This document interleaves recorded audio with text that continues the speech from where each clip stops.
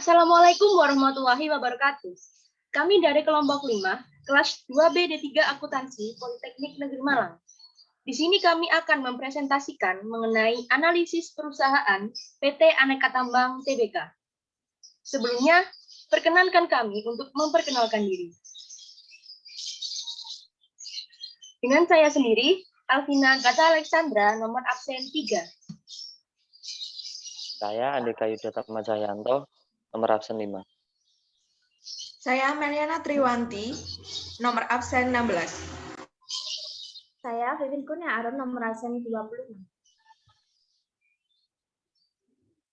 Next. Pokok pembahasan kita yang pertama adalah tentang klien yang membahas mengenai gambaran umum dari perusahaan PT Aneka Tambang yang akan dijelaskan oleh rekan saya. Pemilikan dari PT Antam, yang pertama, Pemerintah Republik Indonesia sebesar 0% atau saham Dwiwarna. Yang kedua, PT Indonesia Asahan Aluminium Persero sebesar 65% senilai 15 miliar sekian saham atau saham seri B. Yang ketiga, publik sebesar 35% sebesar senilai 8 miliar saham atau saham seri B. Mengenai lokasi dari PT Antam, yaitu Gedung Aneka Tambang Tower A, Jalan Lejen TB Simatupang, nomor 1, Lingkar Selatan, Tanjung Barat, Jakarta, dengan kode pos 12530, Indonesia. Selanjutnya, produk dan jasa pada PT Antam yang pertama ada biji nikel, kedua ferronikel, ketiga emas, keempat perak, kelima bauksit, dan yang keenam pengolahan dan pemurnian logam mulia serta jasa geologi. Selanjutnya terdapat risiko bisnis yang pada PT Antam. Terdapat 4 risiko. Yang pertama, risiko strategik. 1. Perubahan teknologi. 2. Kompetitor baru yang kuat yang memasuki pasar. 3. Perubahan dalam permintaan pelanggan. 4. Tidak tercapainya target laba anak perusahaan, laba entitas asosiasi, dan rugi ventura. Yang kedua, terdapat resiko operasional. Yang pertama, tidak tercapainya target produksi dan nikel, ferronikel, emas, perak, dan bauksit. 2. Kenaikan biaya operasional dan aktivitas produksi. Yang ketiga, ada resiko finansial. 1. Penurunan cash flow perusahaan. 2. Tidak tertagihnya piutang perusahaan. 3. Penurunan pendapatan akibat nilai tukar uang yang berfluktuasi. Yang keempat, resiko kepatuhan. Adanya biaya yang timbul akibat aturan atau regulasi hukum yang baru, pembaruan perangkat, dan pembayaran denda. Selanjutnya, terdapat pada pasaran pada PT Antam. Jangkauan pasar PT Antam memasarkan produk di pasar domestik atau dalam negeri dan pasar ekspor atau luar negeri. Pangsa pasar PT Antam senilai 39%. Tingkat penyerapan emas di Indonesia untuk kategori perhiasan bar dan koin mencapai 54,5 ton, dengan tingkat penjualan emas Antam dalam negeri sebesar 21,43 ton. Maka, tingkat pangsa pasar emas Antam mencapai 39%. Produk dan jangkauan pasar pada PT Antam yang pertama ada India, Indonesia, Korea Selatan, Singapura, Taiwan, Tiongkok, Jepang, Ukraina, Malaysia, Turki, Vietnam, Bangladesh, dan Selandia Baru. Persaingan usaha pada PT Antam, yang pertama ada PT Untung Bersejahtera atau UFBS, yang kedua PT Vel Indonesia Tbk, yang ketiga PT Sampurna Gold Indonesia, yang keempat PT King Halim, yang kelima PT Emas Optimasi Abadi atau IOA, dan yang keenam PT Sinergi Digital Global Muya.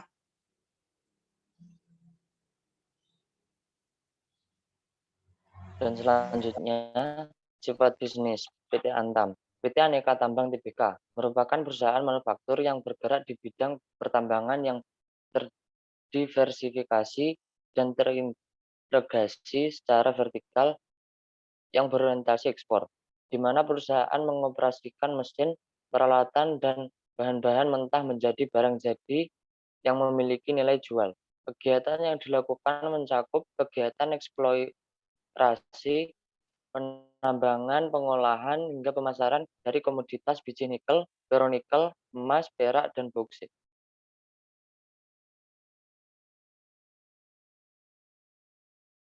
Pokok bahasan yang kedua adalah analisis kinerja keuangan.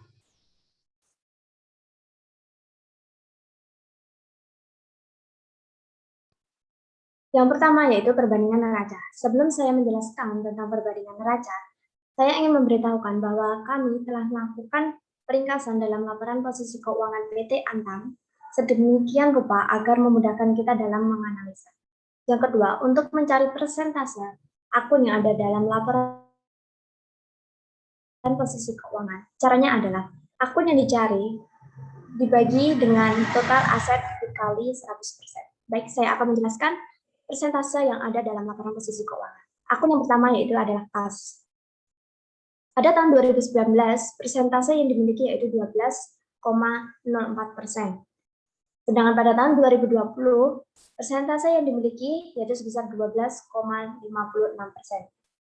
Artinya ada kenaikan sebesar 0,51%. Sedangkan pada piutang usaha ada kenaikan sebesar 0,98%. Lalu ada persediaan. Pada tahun 2019 persentasenya yaitu 5,95%, sedangkan pada tahun 2020 8,28%. Ada kenaikan, mungkin perusahaan memproduksi lebih banyak produk dan jasa. Selanjutnya akun utang usaha. Pada tahun 2019 persentase yaitu 2,45%, sedangkan pada tahun 2020 2,12%. Artinya ada penurunan. Dalam hal ini, mungkin perusahaan telah melakukan pelunasan sebagian utang usahanya. Dilihat dari total kewajiban, pada tahun 2019 persentasenya hanya 39,95%, sedangkan pada tahun 2020 meningkat menjadi 39,99%. Lalu dilihat dari total ekuitas, pada tahun 2019 persentase yang dimiliki yaitu 60,05%, sedangkan pada tahun 2020 60,01%. Artinya ada penurunan. Kesimpulan dari perbandingan neraca tersebut, kenaikan yang signifikan terjadi pada total kewajiban jangka pendek yaitu sebesar 6,27%. Next.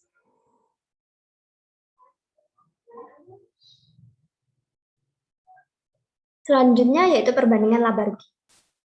Untuk mencari persentase akun yang ada dalam laporan laba rugi, yaitu caranya akun yang dicari dibagi dengan total penjualan pada tahun tersebut dikali 100%. Akun yang pertama yaitu penjualan dan pendapatan usaha. Pada tahun 2019, penjualan sebesar 32,7 miliar, sedangkan pada tahun 2020 hanya 27,3 miliar sekian. Artinya terdapat penurunan. Mungkin karena pada tahun 2020 adalah awal pandemi, jadi sehingga mempengaruhi dalam penjualan emas. Akun yang kedua yaitu beban pokok penjualan dan pendapatan.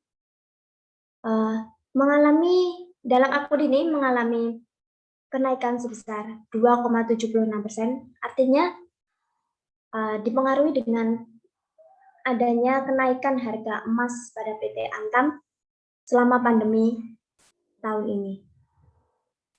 Lalu dalam jumlah laba bruto, persentase pada tahun 2019 13,59%, sedangkan pada tahun 2020 16,35%. Kemudian ada jumlah laba rugi bersih. Pada tahun 2019 persentasenya hanya 0,59%, sedangkan pada tahun 2020 persentasenya meningkat menjadi 4,20%. Seperti yang telah saya jelaskan tadi, penjualannya menurun, tetapi harga emas antam itu meningkat dipengaruhi dengan adanya pandemi, sehingga ini memberikan kontribusi lebih terhadap laba atau rugi perusahaan.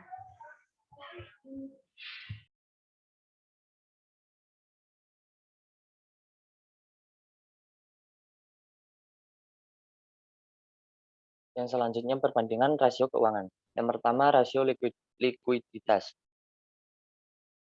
1.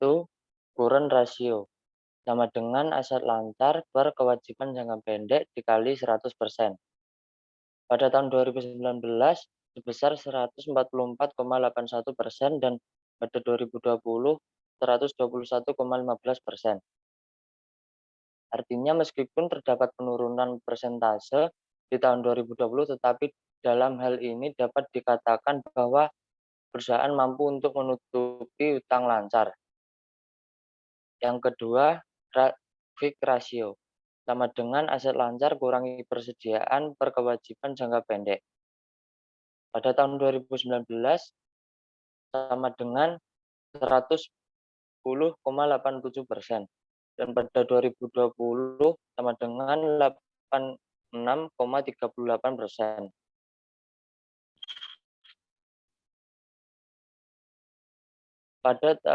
Pada tahun 2019 melebihi 100%, maka perusahaan dikatakan sehat. Meskipun di tahun 2020 menurun menjadi 86,38%, perusahaan masih dapat dikatakan sehat karena persentasenya tinggi. Artinya menunjukkan kemampuan aktiva lancar perusahaan yang paling liquid mampu. Next.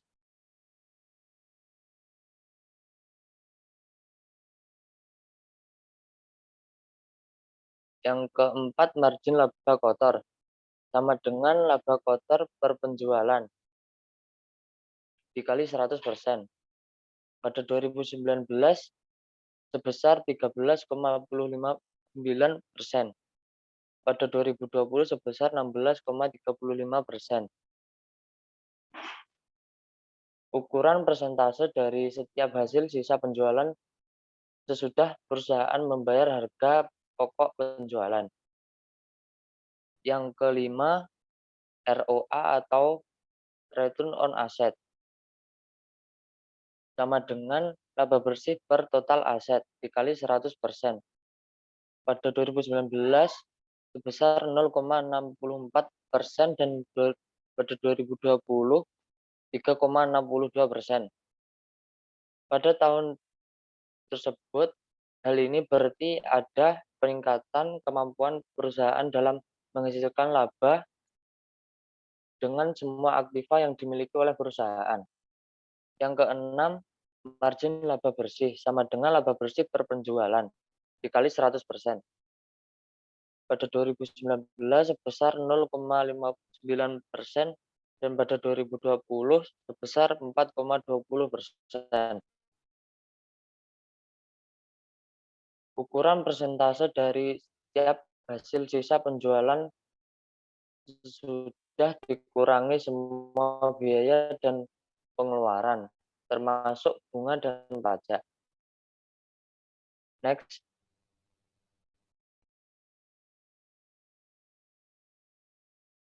Yang ketiga, rasio solvabilitas. Yang ke-1, pendekatan modal sama dengan total kewajiban per total ekuitas kali 100%. Pada 2019 sebesar 66,52% dan pada 2020 sebesar 66,65%. Disarankan besarnya jumlah hutang tidak melebihi nilai modal tersebut. Dengan demikian, semakin kecil perhitungan persentase dari rumus tersebut, semakin menunjukkan nilai keuangan yang sehat. Yang kedua, pendekatan aktiva sama dengan total kewajiban per total aset dikali 100%. Pada tahun 2019 sebesar 39,95% dan pada tahun 2020 sebesar 39,99%. Analisa dana yang berasal dari hutang, semakin kecil nilai persentase tersebut, maka memiliki keuangan yang semakin besar. Next.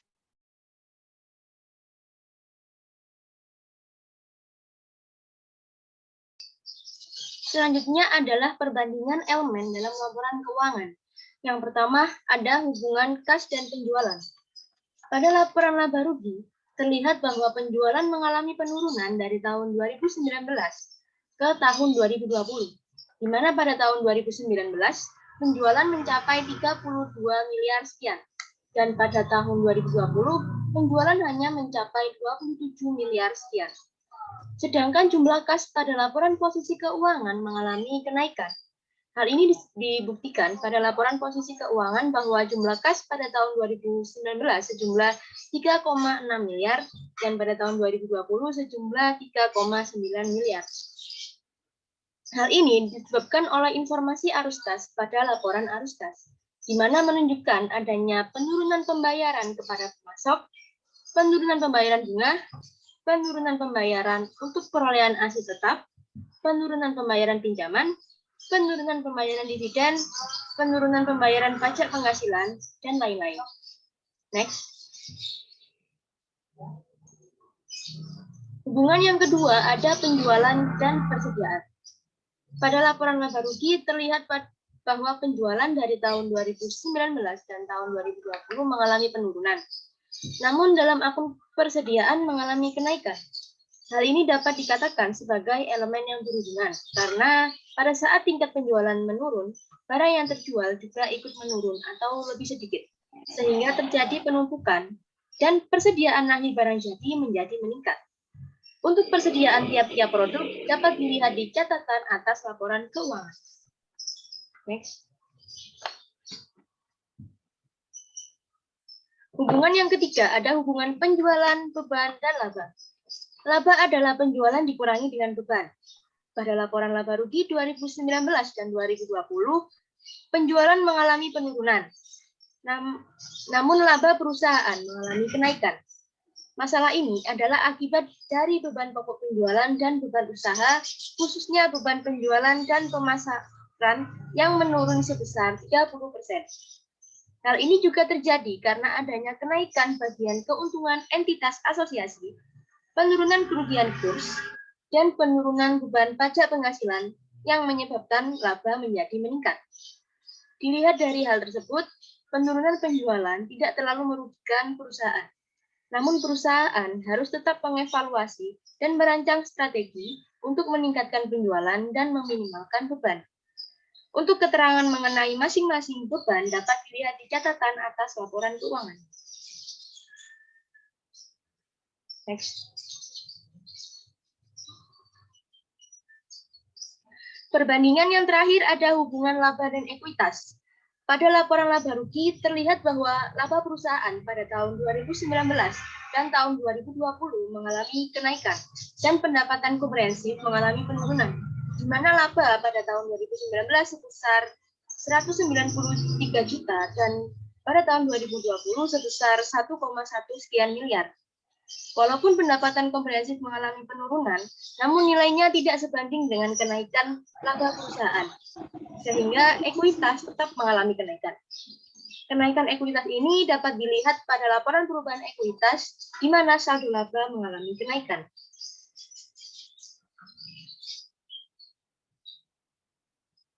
Sekian presentasi dari kelompok kami. Mohon maaf apabila ada kesalahan penjelasan atau kesalahan dalam pembuatan video ini. Terima kasih atas perhatiannya. Wassalamualaikum warahmatullahi wabarakatuh.